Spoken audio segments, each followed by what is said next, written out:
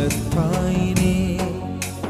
गुरुविक्रमाय गुह्यप्रवराय गुरवे गुणगुरवे गुरुदैत्यकलक्षेत्रे गुरुधर्मसदाराध्याय गुरुपुत्रपरित्रात्रे गुरुपाखण्डखण्डकाय गीतसाराय गीततत्त्वाय गीतगोत्राय धीमहि